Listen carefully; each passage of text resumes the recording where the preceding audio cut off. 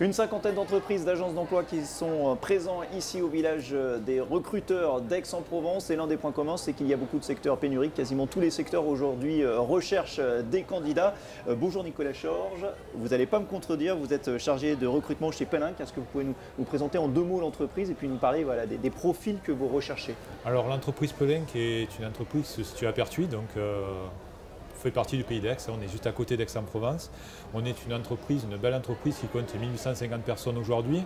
Sur le site de Pertuis, on est 650 personnes et on est à la recherche de différents profils dans tous les secteurs. Alors vous faites quoi déjà, l'activité?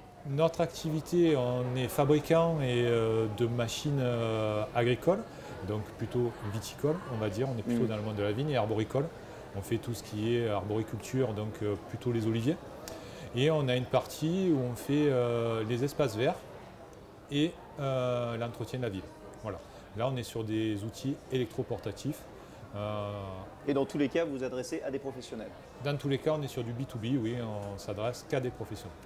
Les profils que vous recherchez ici au village des recruteurs? Alors, qu'est-ce qu'on recherche? On a un grand panel. On cherche aussi bien des ingénieurs que des techniciens, que des personnes qui ont envie d'apprendre aussi, puisqu'on est quand même très formateur. Et aujourd'hui, accompagner nos collaborateurs à la transmission de savoir est vraiment très important pour l'entreprise Pellinck. L'envie d'apprendre, c'est le premier critère avant le CV que vous essayez de jauger? Ouais, la passion, l'envie. La passion, l'envie d'apprendre est vraiment quelque chose de très important pour nous. On a besoin d'avoir cette petite étincelle pour travailler chez nous. Parce qu'il y a de la transmission, ce que vous disiez, des possibilités d'évolution interne, de passerelle vous-même d'ailleurs. Oui, moi je suis un bon exemple. J'étais technicien, aujourd'hui je suis au service RH et je m'occupe du recrutement. Et bon, c'est un lien toujours puisque je m'occupe du recrutement des techniciens, mais c'est vrai qu'il y a des possibilités d'évolution, il y en a. On est un groupe, donc avec toutes les possibilités que peut offrir un groupe aujourd'hui. C'est un petit peu dans tous les secteurs, les techniciens, on a du mal à les trouver. Aujourd'hui, comment on s'y prend, comment on décèle effectivement le bon candidat quand on le rencontre sur un salon comme le village des recruteurs?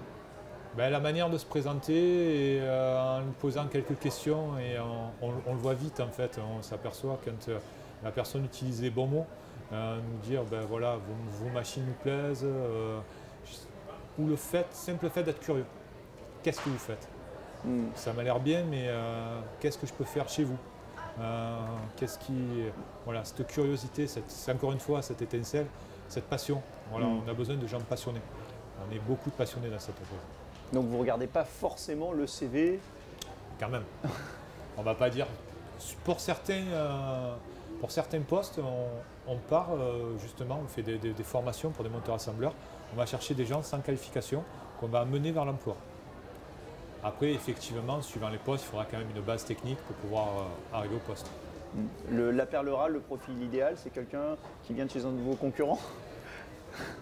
Oui, pourquoi pas. Ouais. Aussi, mais pas que. Une personne, comme je le dis, je le redis, ce côté avoir envie d'apprendre, puisqu'on est là aussi pour accompagner nos salariés. Et c'est quelque chose qui marche très très très bien aujourd'hui. En privilégiant un engagement sur le long terme, donc que vous illustrez, donc vous proposez essentiellement du CDI? Alors on a du CDD, on commence en général par un CDD et bien sûr aujourd'hui on a beaucoup de CDI à pourvoir.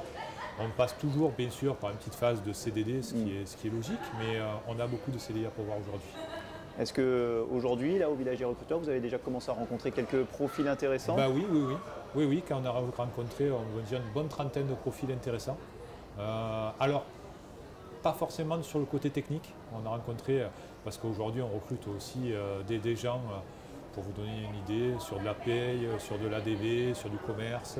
Ouais. On a rencontré plutôt des gens du tertiaire, un petit peu moins de techniciens, c'est un peu dommage.